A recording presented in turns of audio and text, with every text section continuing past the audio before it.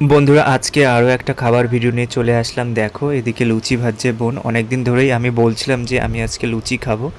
আমি ময়দার লুচি খাই না, আমি আটার লুচি খাই, তাই আজকে ও আমার জন্য লুচি ভাজছে। দেখো লুচিগুলো কিন্তু বেশ ভালোই ফুলেছে। দেখো কীরকম ফুলকো ফুলকো হয়েছে লুচিগুলো, খেতে তো খুবই ভালো লাগবে। লুচি ভাজা হয়ে গেলে এদিকে বানিয়েছিল মাংস, মুরগির মাংস রান্না হয়েছিল আজকে, তাই আমি এক বাটি মুরগির মাংস আর তার সাথে দুটো লুচি নিলাম। প্রথমে খেলাম, খেতে কিন্তু খুব ভালো লেগেছিল লুচিটা। দেখো মাংস দিয়ে লুচি খেতে কিন্তু আমার খুবই ভালো লাগে। আর এরকম মাংস হলে আমার তো আর কিছুই চাই না। প্রতিদিন যদি মাংস হয় তার সাথে নিয়েছিলাম একটু কুঁদরি ভাজা আর ছিল মাছের তরকারি।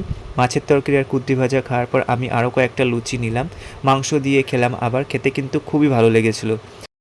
আটার লুচি খেতে ভালো লাগে, তাই আমি আটার লুচি খাই।